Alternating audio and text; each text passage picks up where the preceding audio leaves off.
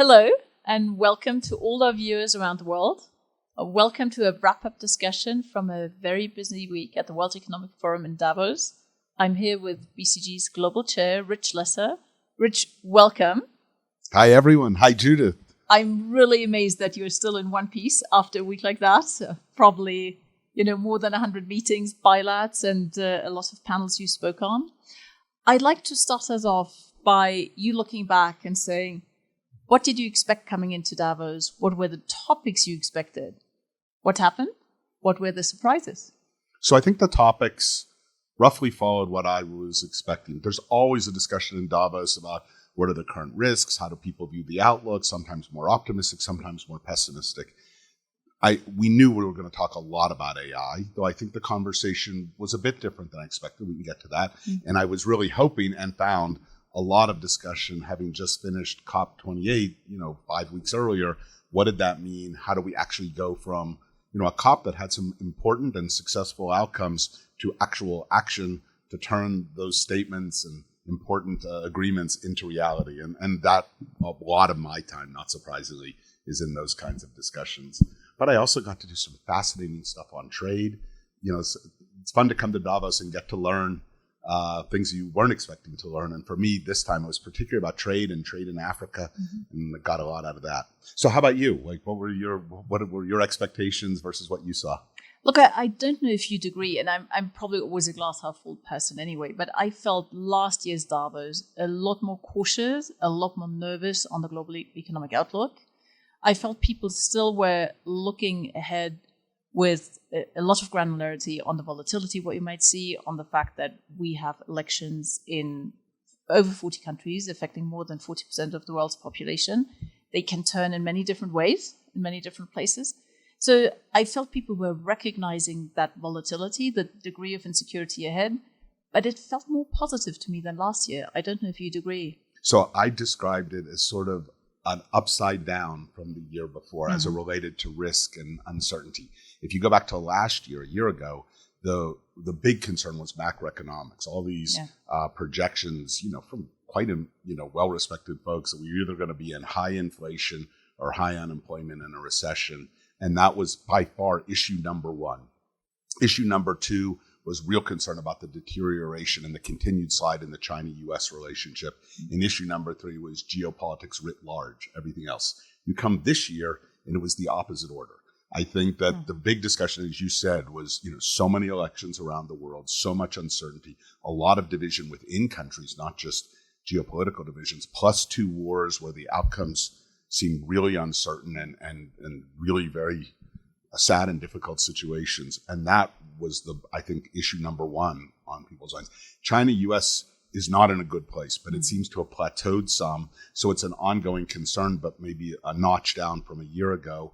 And the macroeconomy, I think, look, more than me, Europe's still got challenges. Germany, China's got things to work through.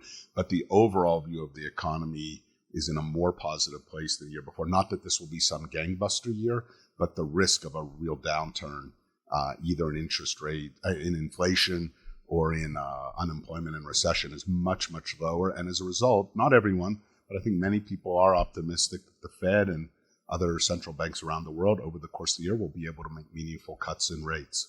And can I remain on the macroeconomics Sure. and global trade topic for a moment? Because I remember a year ago, the Telegraph had this big headline saying the Davos crowd is delusioned, expecting a soft landing. And if we look specifically at the US economy, you could argue that the soft landing has worked probably better than we thought.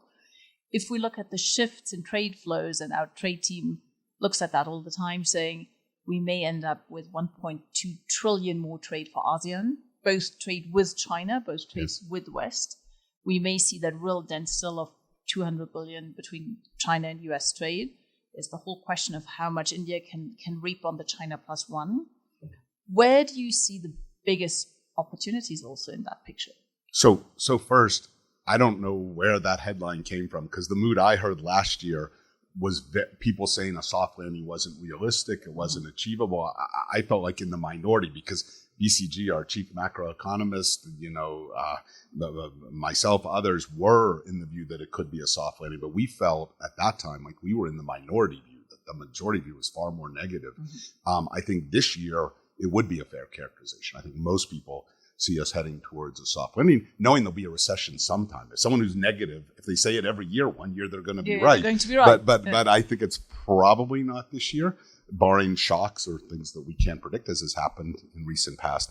I think the upsides are, well, certainly there are parts of the world. I think South Asia, both India and ASEAN, I think are feeling more optimistic and should, at least based on our global trade report. I think the U.S. economy is trending not in a high growth scenario, but to some growth and hopefully declining interest rates over the year.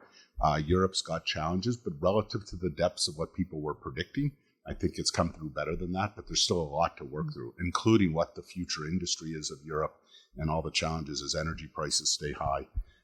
But I think there is optimism. One, I think the role that AI can play, and we should come back to that because it also causes a lot of angst. So you get both optimism and angst. I think a lot of us in the world of climate think that this last COP laid a foundation that can lead to more action, but it's not going to be easy. But I think there's some sense that we can make some progress. And though it doesn't get much talk at Davos, it only gets a few sessions. There are so many technologies beyond AI, particularly physical technologies in material science, quantum, synthetic biology, nanotechnology, that I think actually we're going to see playing to not across the entire economy, but really reshaping major sectors. So I always come away, because you get to meet scientists here, that there's some excitement there that doesn't get enough attention, but is actually quite important. And look, we had a CEO dinner on Wednesday where one of our guests said, I went into every single Davos session this year, counting how long it would usually take for AI to be mentioned. And he said, usually it was the first 60 seconds. Once I made it to 18 minutes. So you may be overloaded on AI, but I'd say let's get it out of the way. Sure. Because I think it was at the core of so many discussions we had here, all with that logic. We're out of the, oh, wow, what's ChatGPT exploration phase that we saw here last year. Very much to how do we turn this into real competitive advantage. I'm curious, what did you feel were the most important, impactful discussion on the topic? What I was encouraged by, and it's been our own experience too, is that a year ago, because, GPT technology was so new a year ago, it was a month old, and it was so revolutionary, not maybe for the true AI scientists who could see the technology coming along, but for, so many of the people that were here. The discussion was very much an exploratory one, and exploratory on the good part and on the dangerous part. I think this time, people have had a year to explore. Many companies have either picked a few initiatives to prioritize, which is sort of the way we lean, or just done the sort of 1,000 flowers bloom thing. But either way, they've learned a lot. And now the focus has turned much more, one, how do we turn this into real action and impact? Two, how do we do it in a way that brings people along in that journey, rather than having people feel like this is a threat to them? And how do we engage our employees? How do we reskill? And three, how do we do it responsibly? And learning. And, at our dinner last night, I thought Jessica Apotheker's comments about the potential for micro bias, not just macro, on how most assistants, when they're created with GenAI, are female assistants, it's not a balance between men and women. I mean, that was something that I hadn't realized until when she said it, it felt totally obvious. So I think this idea that responsible AI is not just some grand declaration. It requires real policy making, real work, real tracking on the ground of what's really happening. So I felt that's just a much more practical, energizing discussion. And of course, there's a lot of societal discussions about misinformation and how it could be used to weaken the underpinnings of society and trust. That all, of course, a lot came through. But I wanted your take, and I wanted to particularly double click on the talent side and how people are feeling. And I know that comes up probably with the CEOs that you and Christoph had dinner with, but in others as well. What was your sense of that aspect?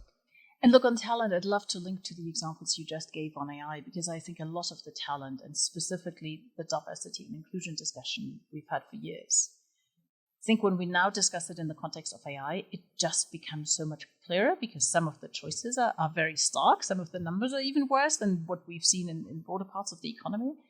And I think we're starting to learn, and I've seen some really thoughtful discussions here to say, let's move away from the eternal representation discussion. We can't complain that women don't make up a fair share of the top AI entrepreneurs, because a fact is 20% of our global talent in AI is female. So there already we have a big gap. We know that only a fifth of funding goes into tech companies that have a woman on the team. So we actually need to start there. And I felt that was much more core of the discussion than just saying, we don't have enough women on this panel. We don't have enough women amongst the top entrepreneurs. And that gave me hope that actually trickles in the broader conversation. Right. And then I think it was also linked to the examples you just gave, which is the fact that there's so many microethical decisions to take in AI that basically have humans somewhere in it, because we know that in the overwhelming majority of the world's applications, people prefer female voices. They prefer them over male voices. They prefer them over robotic voices. And we now see it in the work with our clients, and we also saw it in the discussions, that these questions of, do I boss around a female voice constantly? My children bossing around their Alexa. It's a disgrace. We're raising an entire generation doing this. And I think we see companies getting a lot more thoughtful, saying, okay, I may want to pick a robotic voice to signal to my consumer that this is an AI-supported application. So I felt that the granularity of discussion gave me a lot of hope.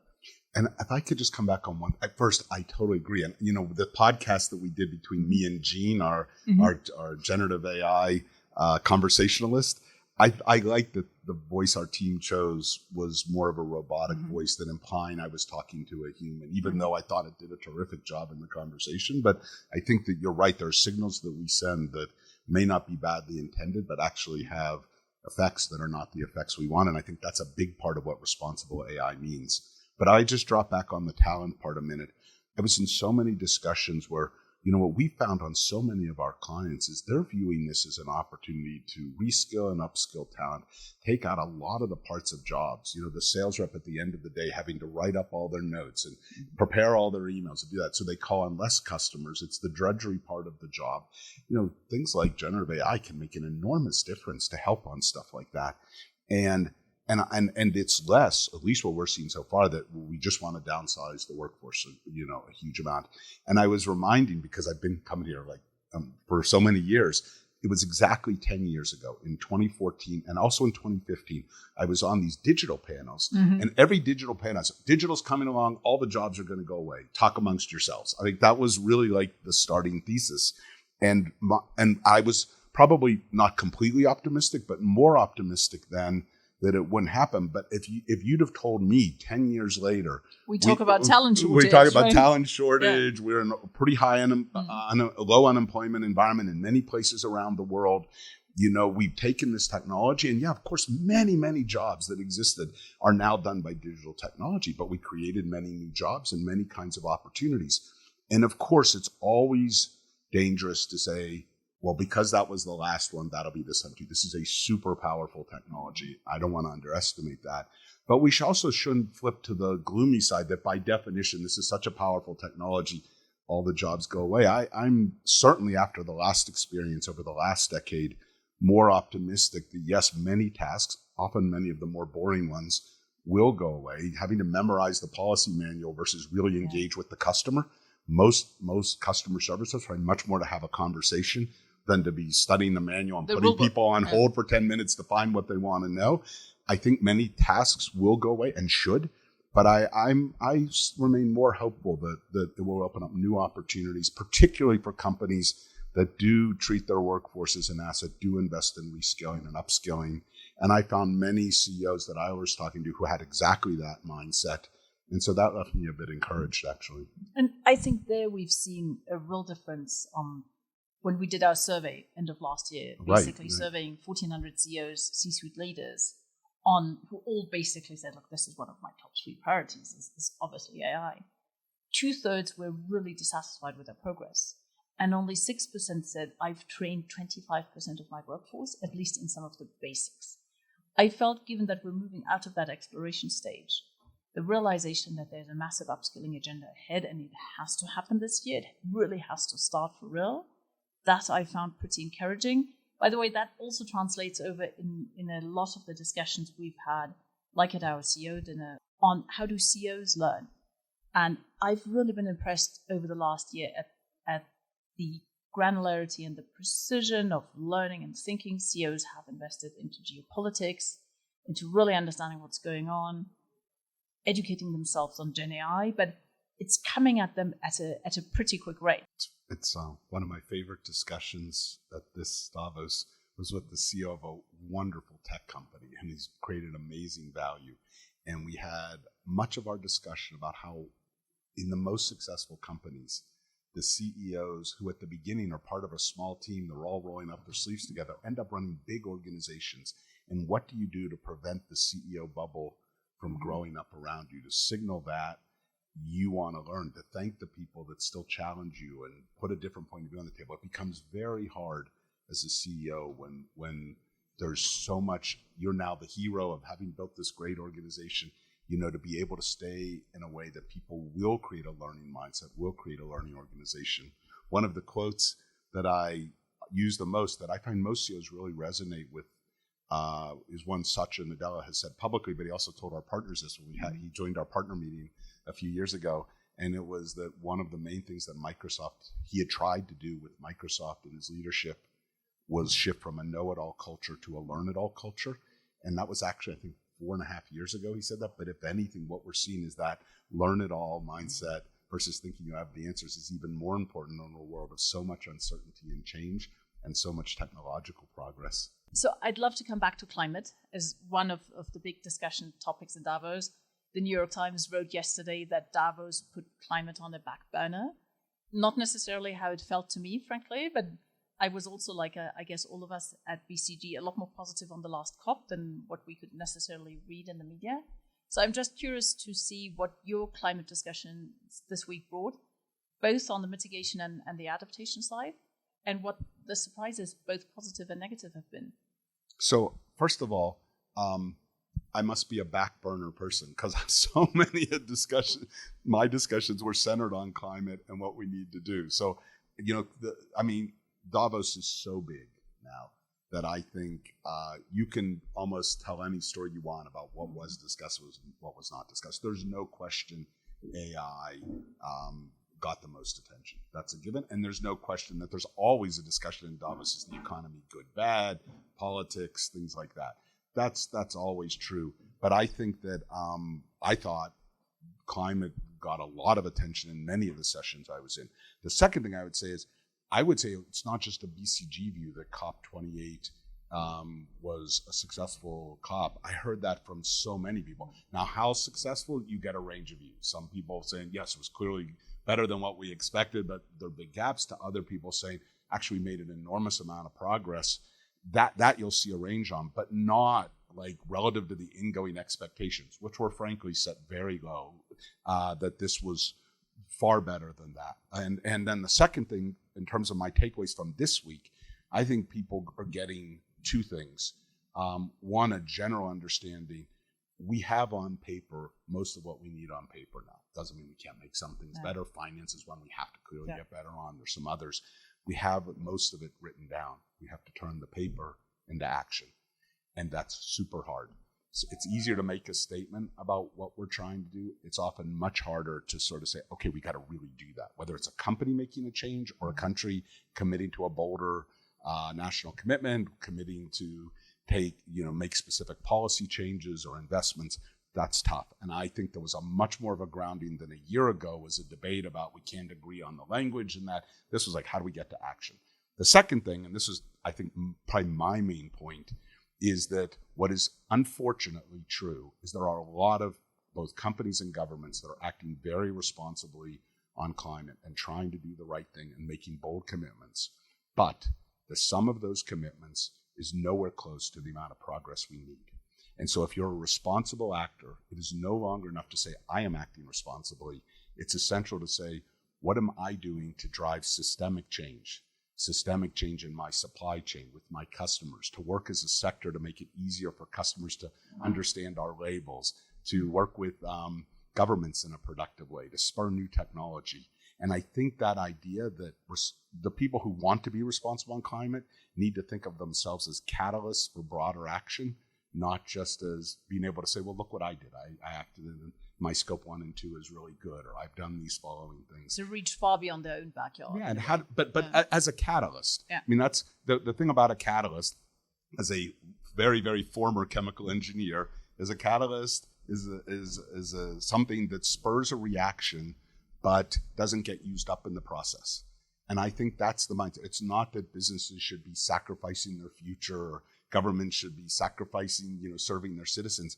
It's how do we do smart things that make it easier and encouraging for others to act without ourselves suffering, ideally making stronger strategies, stronger businesses, being more prepared for a future of more climate challenge, but also more business opportunities. That's what we're trying to get to. I was also curious, what has been the most entertaining, the funniest part of your Davos, if that had a space? That was easy. We have a BCG dinner every year to end the year, and it's really a chance for conversation and connection. We always have some content. We bring Jessica Apotheker, our chief marketing officer, did a wonderful talk of AI in marketing. But we also had a magician who was using GenAI to do magic. And of all people, Sam Altman had decided to join our dinner and raised his hand to be the volunteer for it. And none of us knew that he would do that. And when he came on stage, to have Sam Altman on stage with David, the magician, talking about doing this trick on GenAI, I think everyone in the room was kind of shocked, particularly given how much attention Sam and OpenAI and their enormous success got this week. So that was for me a quite surprising moment. That was my midnight conversation with my kids last night about that. How about you? They did not reveal how GenAI could predict that he would have the green token with a fox in his right hand and not the left, right? Yeah. So we still have to find that one out. So I'd love to look ahead. We look back also at last year's WEF. If you look ahead to where we'll be in a year, when this community comes together again for the WEF 2025, what's your biggest wish? Well, my biggest wish is, I guess, for me personally, given where I'm spending my time, that we see meaningful progress on the action side of climate and sustainability. We will not have everything solved. We shouldn't be unrealistic. This is going to take decades, but that we can point to real things happening as a result of the COP28 experience, as a result of many other efforts by many players around the world, governments, businesses, NGOs, citizens, and so forth. My second is that, it is a year of enormous uncertainty, both geopolitically, macroeconomically, the elections that are taking place in half the populations of the world. Obviously citizens choose their leaders. I completely respect that, but I hope at the end of this year, we feel like we're on a good path. And, now we have a lot of leaders, old or new, in place, and that we move forward to make progress. And so I think it's going to be very interesting to see how it feels a year from now. How about you? No, look, I think many of the same topics. I think we can't dream to go back to the future, to a world of globalization as we knew it. But I think if we come out of 2024, and if this community meets again next year with a view on there's not more political polarization, the world can come together across political divides on some of the big topics like climate, I'd be quite happy.